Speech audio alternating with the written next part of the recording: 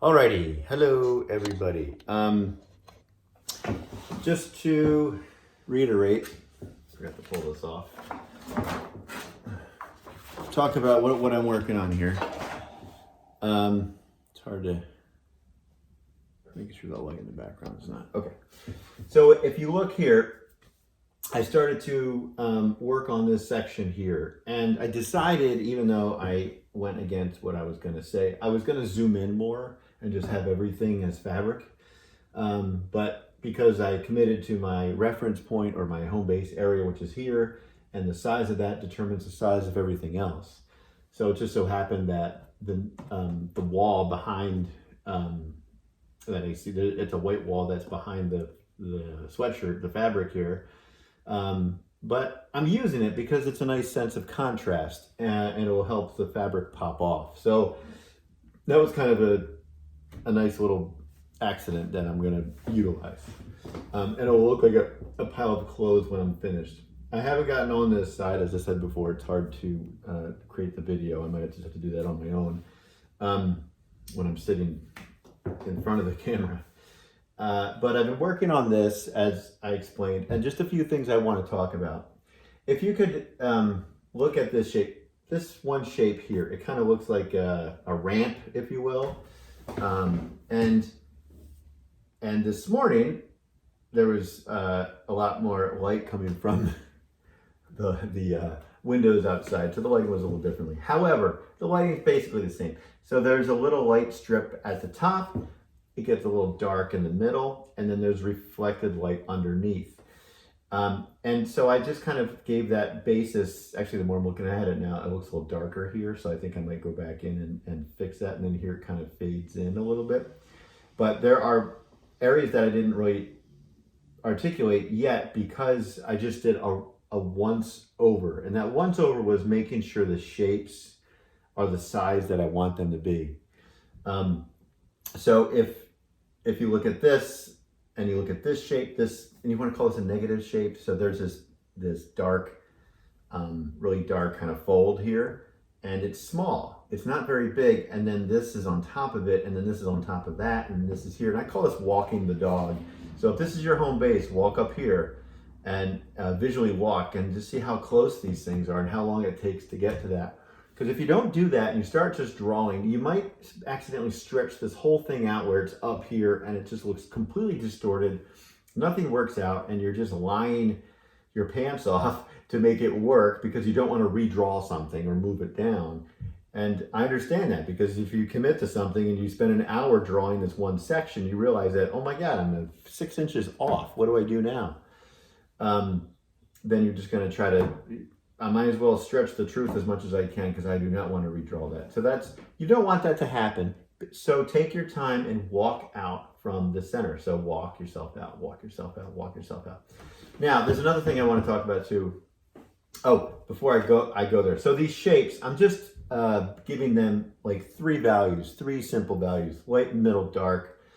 Sometimes two values, just to kind of get a sense of volume within that one thing. And a little volume here, a little volume here, a little volume here. I'm not taking it to the utmost high resolution yet. Some areas I kind of started to play around with here. Like you can see that this right here is a little lighter than what's in the back, but there's this shadow. That's clearly present there. I don't know if you can see it in the camera. So I did do some of that, but I didn't articulate everything. And when I was drawing this out, I probably moved this down 3 or 4 times to finally get it to where I want it.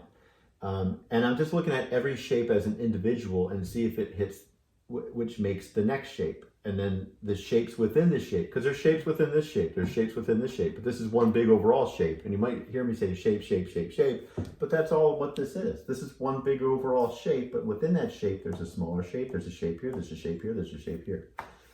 Now, what I want to talk about here is, if you can see the lettering on the sweatshirt there, I'm starting to put this in. And I'm using my pencil eraser to do so. And it's allowing me to erase and get that kind of bright white that I'm trying to get. I'm not going to talk or apply the value within the white yet, because there is a range of value. There's like 1s and 2s and 2.5s. within the white of the lettering. But for now, I'm just generalizing it. I'm trying to get it all in the right spot. So I've put the some shapes in. I still have a ways to go. It's going to go all the way over to here, I believe. Something like that. But as I'm doing that, I'm also building the shapes of fabric that are composed with it. So if you look here, I might build that shape first and just say, oh, that shape is here, the top of the fabric, and those letters are on top of that. Okay, that makes more sense. And then I don't want to be too far up or too far below this area, so I might have to go back to my home base and work my way out of here, and back to my home base and work my way out here. And don't just get too carried away and start doing stuff way over there, because it's not going to work out. You have to come back and over, back and over. But I do use this often, this tool. I can get in there and I can get real crisp and clean with lines. The only thing that stinks about it leaves a little bit of a residue, so you have to kind of get your finger and brush off without disturbing the value, the charcoal. And I use this tool a lot too. This tool is great, and I showed you how to use it before, but if I need to add a little dark in a light area, I can probably just use this tool and apply it, because there's charcoal on this already, right? You can kind of see I just added a little bit there. I don't know if I need that. I'll have to go back and double check it. Maybe I'll just erase it for the moment. Okay, so, but if I wanted to, maybe I wanted to get a little darker value here, then what I can do is I get my charcoal stump and I just throw a little charcoal on there. If it's big enough, you can use your finger, because this basically is a tiny finger. But if it's not, then you can use this and you can rub it in, and it kind of spreads around the charcoal. And whenever, this is the other thing I will want to talk about, edges. Whenever you're articulating a shape, and what I mean by articulating, I mean defining. Whenever you're defining a shape and where it lives and where it should be and its value and everything about it, whenever you're identifying that shape, you need to work on the shape that's adjacent to it, meaning it's next to it. So, for example, if I'm working on this guy, I need to work on that as well. If I'm working on this guy, I got to work on this as well. If I'm working on this guy, I got to work on this as well. And you have to go back and forth on both sides of the edge. Now, when I was drawing this, I noticed that my original drawing, that line was incorrect. I had to kind of redraw it and get more of a curve and condense it down, and which pulled this down a little bit more. Once I get it right, then I can go in and I can really study the value structure of whatever that is. But in order to get to where I was just talking about, the edges, I had to go on this side of that edge and to go back here and here and here and here and here to do the same thing. You have to go here, here, here, here, here, here, until the edge is clean and that part is defined. This does take a while to develop, but it is faster than pencil. And I know it can get very mind-numbing when you're just looking at all these shapes like a puzzle working together as one. How do you break it down? How do you not start to look at the small things first? How do you simplify it into large shapes and then small shapes? And then where do you know where to go next, all that stuff?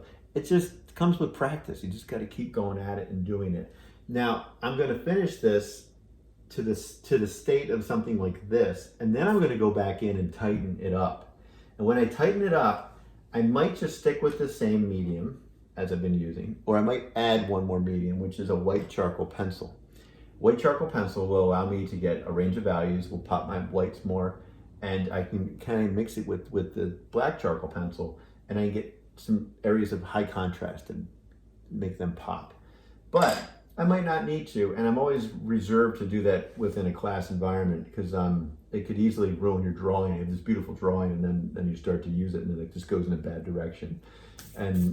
So I'll be cautiously optimistic about using that once we get to that point. So right now I'm just going to hit the speed time lapse and give it a go.